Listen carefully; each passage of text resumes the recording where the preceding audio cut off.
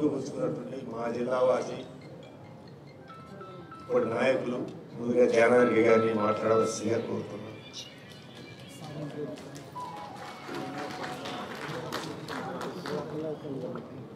సభాధ్యక్షుడు communist party CPI ప్రముఖ నాయకుడు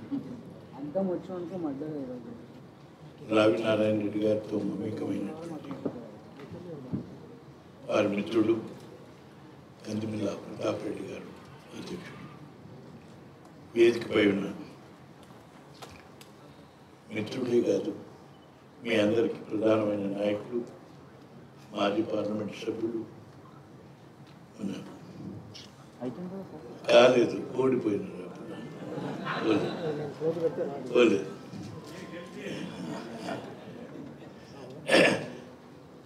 రాష్ట్ర కార్యదర్శి, ఒకనాడు కేంద్ర కార్యదర్శి, రైట్ కార్యదర్శి, మీ అందరికీ మనందరికీ సుపరిచితులైన పెద్దలు నారాయణ గారికి, ఎమ్మెల్యే సాంబశివరావు గారికి, మాజీ ఎమ్మెల్యే వెంకటరెడ్డి గారికి, ఎమ్మెల్సీ కోదండ రెడ్డి గారికి, మన అకాడమీ చైర్మన్, మీ అందరి మనందరి మిత్రుడు మన వినోద్, మాజీ ఎంపీ వినోద్ గారు, ఆశం యాదగిరి నోటెడ్ రాష్ట్రానికి అందరికీ, మనవరాలు ప్రతిభ గారికి, వేదికపై ఉన్న రత్నాకర్ గారికి, ప్రభాకర్ గారికి, కార్యక్రమాలు పాల్గొన్న సిపిఐ పార్టీ ప్రతినిధులు, ఆ తర్వాత రావినారాయణ వారి బంధుమిత్రులే కాకుండా వారి అనుచరులు, వారి యొక్క ఆలోచన విధానాన్ని, ఆశయాన్ని ముందుకు సాగిస్తున్నటువంటి మీ అందరికీ నా నమస్కారం. ప్రత్యేకంగా రావినారాయణ రెడ్డి గారి 117 సందర్భంగా వారికి నా శ్రద్ధాంజలి నివాళులు అర్పిస్తున్నాను. వారితో పాటు వారిని అనుసరించిన ఆ రోజు సాయుధ పోరాట వీరులని, నేల కొరికినటువంటి వీరులందరికీ కూడా నా నివాళులు అర్పిస్తున్నాను. ఆ తర్వాత ఆ ఆశయ సాధనకు మీరు నిరంతరం కృషి చేస్తున్న మిమ్మల్ని అందరినీ అభినందన తెలియపరచడం, అంతో ఎంతో వివిధ రకాలుగా మేము మీ అందరితో కూడా కూడి స్ఫూర్తి పొందుతూ రాజకీయాల్లో కొనసాగుతుంది. రావినారాయణ రెడ్డి గారి గురించి మీ అందరికీ వారి పుస్తకాలు చదువుతుంటారు, వారి ఆలోచన మీరు తీసుకుపోతున్నారు, మోసుకుపోతున్నారు. మీకు నేను నా ఉపన్యాసం ద్వారా తెలియజేస్తుంది. కొద్ది మాటల్లో ఆయన గొప్ప మానవత, గాంధేయ సిద్ధాంతాలను కూడా పుణుకుపుచ్చుకున్నాడు. కాంగ్రెస్ పార్టీని కూడా, అంటే మీరు యంగ్స్టర్స్ కొందరికి తెలియదు, కాంగ్రెస్ పార్టీ, స్టేట్ కాంగ్రెస్ పార్టీని ఫౌండేషన్లో ఉన్నటువంటి మా వ్యక్తి, అవునా,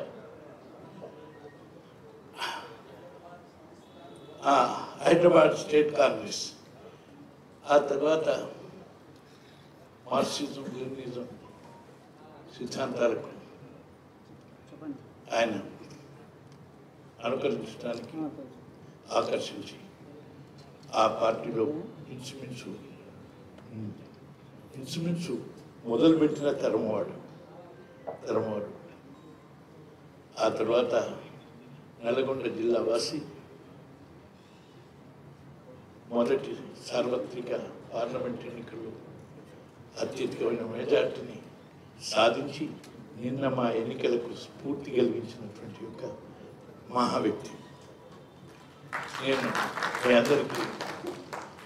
మీ అందరికీ తెలుసో తెలియదో నా ఎన్నికల ఉపన్యాసం నల్లగొండ జిల్లా పార్టీ ఇది ఏదైనా నల్లగొండ జిల్లా చరిత్రను నిలబెట్టడానికి రావి నారాయణ రెడ్డి గారి యొక్క అత్యధికమైన మెజార్టీని సాధించి భారతదేశంలో చరిత్ర సృష్టించినాడు. అదేవిధంగా ఈ ఎన్నికల్లో మా తరఫున అత్యధికమైన మెజార్టీని సాధించి మళ్ళొకసారి రావి నారాయణ రెడ్డి పార్లమెంట్లో గుర్తు చేయడానికి నల్లగొండ చరిత్రని జ్ఞప్తి చేయడానికి వీలుగా ఆ ఎన్నికల్లో గెలిపించాలని చెప్పి నేను నా ప్రచారాన్ని సాగించాను. కాంగ్రెస్ పార్టీ నా కొడుకు రైట్, కాంగ్రెస్ పార్టీ కూటమి మనందరితో కూటమి అయిన 5,60,000 మెజార్టీ భారతదేశంలో 543లో పర్సెంటేజ్లో 18, ఇండియా కూటమిలో 4, ఐఎన్సీ కాంగ్రెస్లో 3, అంటే రాహుల్ గాంధీ తర్వాత ఆయన దీపక్ కూడా 3వ వాడు. నల్లగొండ జిల్లా నాట్ రఘువీర్ మీరందరి యొక్క కూడిక. అంతేత నా కొడుకుగా కాదు, నల్లగొండ చరిత్రని మళ్ళొకసారి భారతదేశానికి సాయుధ పోరాటంలో ఉన్న స్ఫూర్తిని కలిగించినటువంటి విధం, అటువంటి చైతన్యాన్ని చూపించినటువంటి దానికి నల్లగొండ జిల్లా ప్రజలందరికీ నేను ఈ సందర్భంగా ధన్యవాదాలు తెలియజేస్తున్నాను. ఆ విధంగా ఆయన 1, 2 కాదు, ఆ తరం మొత్తం భారతదేశంలో ఆయన ఏదైతే వినోబా మొదలుపెట్టినటువంటి భూదాన దానికి కూడా స్ఫూర్తి ప్రదాత. ఎందుకంటే ఏదైతే వినోబా భావే భూదాన అనే యజ్ఞాన్ని స్టార్ట్ చేసిండు, దానికి ముందే 500 ఎకరాలు దానం చేసి ఆయన స్ఫూర్తి కలిగించిండు భూదానానికి అనేటువంటి మనం గుర్తు చేసుకోవాలి. అంతేకాదు దున్నేవాడికి భూమి కావాలని నేను నినాదం ఇస్తున్నప్పుడు నా భూమిని నేను పేద ప్రజలకు అందించాలని త్యాగం చేసినటువంటి త్యాగశీలి. ఆ తర్వాత అనేక విషయాలు, రైతాంగ పోరాటం, వివిధ సంఘాలను ఏర్పాటు చేయటమే కాదు, రైతాంగం యొక్క సమస్యల్ని పరిష్కరించడంలో రైతు సంఘాలను ఏర్పాటు చేయటంలో, ఆ విధంగా నిజాం సర్కారుకు వ్యతిరేకంగా, నియంతృత్వానికి వ్యతిరేకంగా, రజాకారులకు వ్యతిరేకంగా పేద ప్రజల పక్కన నిలబడి సాయుధ పోరాటంలో ఆద్యుడిగా ప్రధాన వ్యక్తిగా సాగించినటువంటి సంగతి నల్లగొండ జిల్లా కాదు, భారతదేశం మర్చిపోదనేటువంటి విషయాన్ని మీరు గుర్తు చేస్తున్నారు. అంతేకాదు ఈ విషయాలలోనే కాకుండా ఆఖరికి నిషేధం తీసేసిన తర్వాత 51లో ఆ తర్వాత సాయుధ పోరాటం కొనసాగించాలన్నా, సాయుధ పోరాటం చేయాలన్నా అనేటువంటి విషయం వచ్చినప్పుడు ఆ రోజు ప్రధాన పాత్ర వహించి సాయుధ పోరాటాన్ని విరమించి చట్టబద్ధమైనటువంటి ప్రజల పోరాటాలలో పాల్గొని మళ్ళీ రాజ్యానికి రావటమే కాదు, ప్రజల్లో చైతన్యాన్ని కలిగజేయాలనే ఆలోచనతో ఆ సాయుధ పోరాటాన్ని విరమించడానికి కృషి చేసినటువంటి మహావ్యక్తి ఆయన. అందుకొరకు ఆయన మీ పార్టీలో శిక్ష కూడా చేసిండు, శిక్ష రద్దు కూడా చేసిండు సభపడి.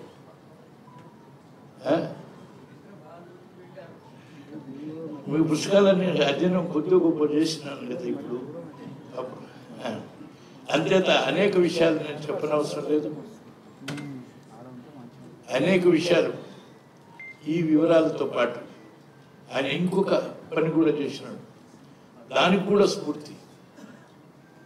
నల్లగొండ జిల్లా వాసిగా 60 సంవత్సరాలు నిన్నాక ఇంకా రాజకీయాలు కానీ అధికారాలు అవకాశాలు ఎందుకని చెప్పి వెంటనే మానుకొని ప్రజా చైతన్యం కలిగజేసేటువంటి విషయాల్లో పాల్గొన్నటువంటి నేను కూడా కొంచెం ఎక్కువ సంవత్సరాలైనా ఆధునిక కాలం కాబట్టి అందుకనే ఆ స్ఫూర్తితో నేను కూడా మానుకున్నానని చెప్పి తెలియజేస్తాను.